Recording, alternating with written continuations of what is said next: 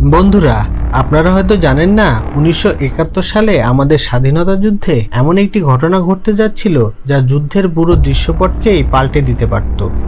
শত্রুরা ওই ঘটনাটি তাদের ইচ্ছেমতো ঘটাতে পারলে বাংলাদেশের মুক্তিবাহিনী কিংবা ভারতীয় মিত্রবাহিনী কারোরই ক্ষমতা ছিল না এটা আটকায়। আর তেমনটা হলে বাংলাদেশের আর পাকিস্তান থেকে স্বাধীন হওয়া হতো না। ওটা এমন একটা মুহূর্ত ছিল যা বাংলাদেশের মুক্তিযুদ্ধের ফলাফল পুরোপুরি পাল্টে দিতে পারে।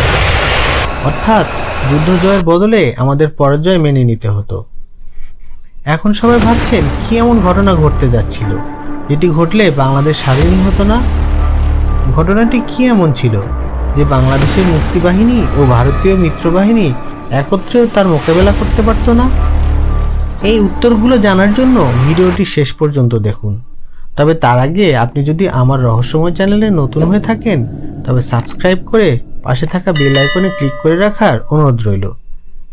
আর এমন রোমাঞ্চকর ভিডিওগুলো ফেসবুকেও দেখতে আমাদের রহস্যময় ফেসবুক পেজে লাইক ও ফলো করে রাখতে পারেন। লিঙ্কটি ডেসক্রিপশনে দেওয়া রইল।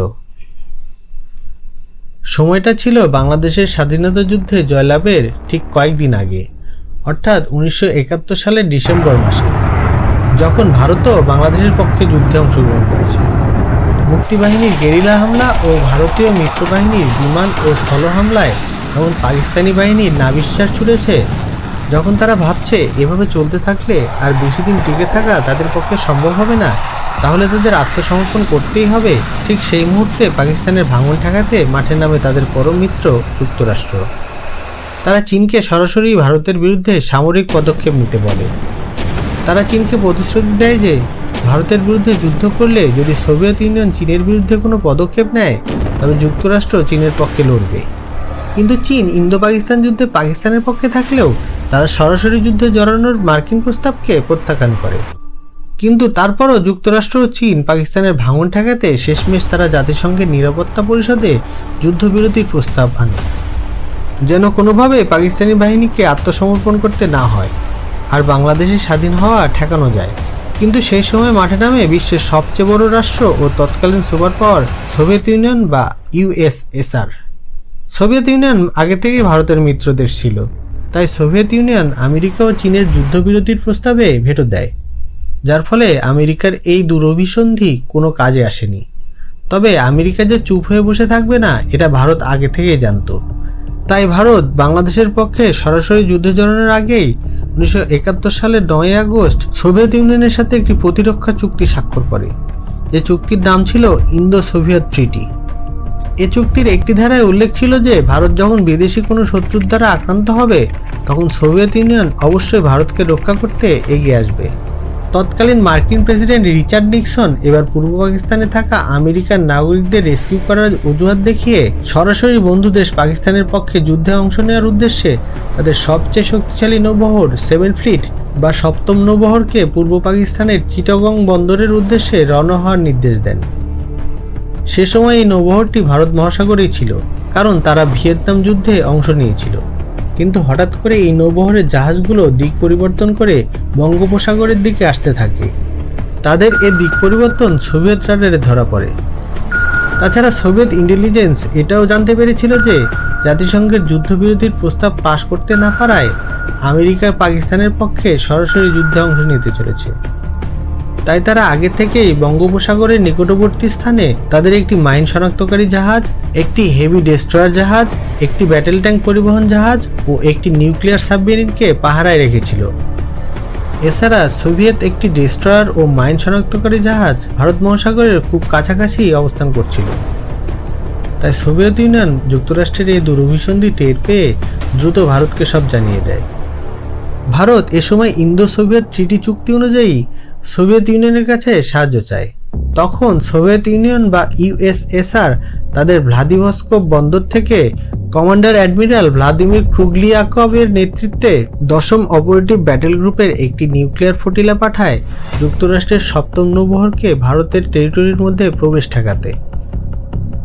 সোভিয়েত এই নৌবহরে ছিল নিউক্লিয়ার বোমা বহনকারী একটি হেভি ব্যাটেল ক্রুজার ও একটি নিউক্লিয়ার সাবমেরিন।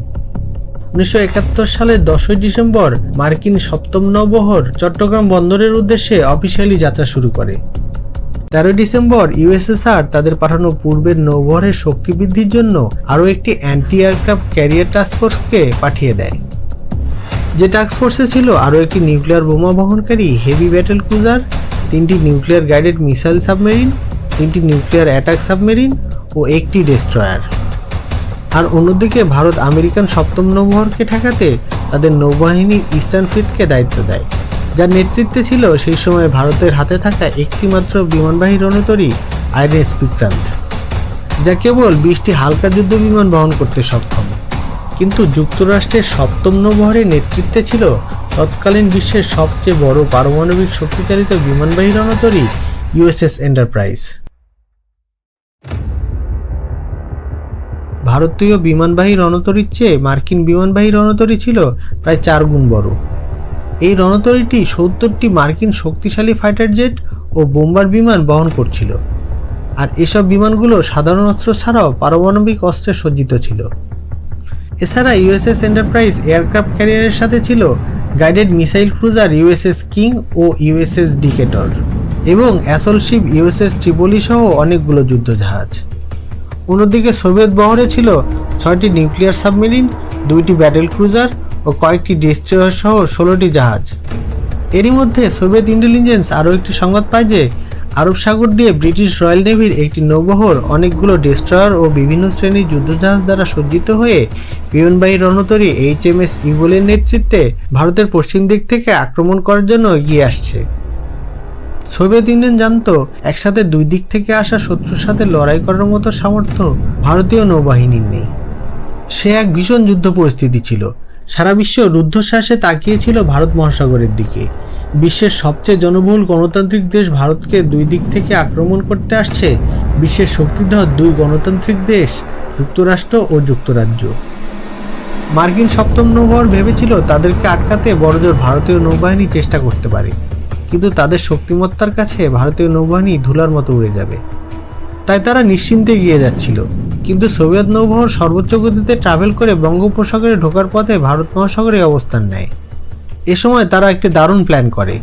তা হলো মার্কিন সপ্তম নৌবহর বঙ্গোপসাগরে ঢোকার আগের মুহূর্তেই সোভিয়েত নিউক্লিয়ার সাবমেরিনগুলো পানির উপরে উঠে এসে চারিদিক থেকে মার্কিন রণতরীগুলোকে ঘিরে ফেলবে, যেন তারা ধোঁকা খেয়ে যায় এই ভেবে যে অসংখ্য সোভিয়েত সাবমেরিন ও যুদ্ধজাহাজ তাদেরকে চারিদিক থেকে ঘিরে রেখেছে। যদি তারা কোনো এমন তেমন করে তবে তাদেরকে উড়িয়ে দেওয়া হবে। তারা ভেবেছিল এমনটি হলে মার্কিন যুদ্ধজাহাজগুলো ভারতের উপর কোনো আক্রমণ চালানোর সাহসই দেখাবে না। সোভিয়েত ইউনিয়নের এই প্ল্যান দারুণভাবে কাজে লেগে যায়। ঘটনাটি তেমনভাবেই ঘটল। সেই মুহূর্তে আরব সাগর থেকে আরএমএস ইগলের অ্যাডমিরাল ডিমেন গর্ডেনের ইউএসএস এন্টারপ্রাইজের অ্যাডমিরালকে পাঠানো একটি বার্তা সোভিয়েত জাহাজ ইন্টারসেপ্ট করে। You are too late, sir. There's the Soviet atomic submarine Hare and a big collection of battleships. অর্থাৎ আমরা দেরি করে ফেলেছি স্যার, আমাদের আগে অনেকগুলো সোভিয়েত সাবমেরিন ও ব্যাটলশিপ এখানে এসে পড়েছে। ইউএসএস এন্টারপ্রাইজের ক্যাপ্টেন মার্কিন যুক্তরাষ্ট্রের প্রেসিডেন্ট রিচার্ড নিক্সনের সাথে ফোনে কথা বলেন। তিনি বলেন সোভিয়েত যুদ্ধজাহাজগুলো আমাদেরকে ঘিরে রেখেছে, এখন আমরা কি করব? মার্কিন প্রেসিডেন্ট তখন তাদেরকে ফিরে আসতে বলেন। এরপর মার্কিন রণতরীগুলো বঙ্গোপসাগরে প্রবেশ না করে শ্রীলঙ্কার পাশ দিয়ে চলে যায় এবং ব্রিটিশ নৌবহর তড়িঘড়ি করে উল্টো দিকে ঘুরে মাদাগাস্কার দ্বীপের দিকে পালিয়ে যায়।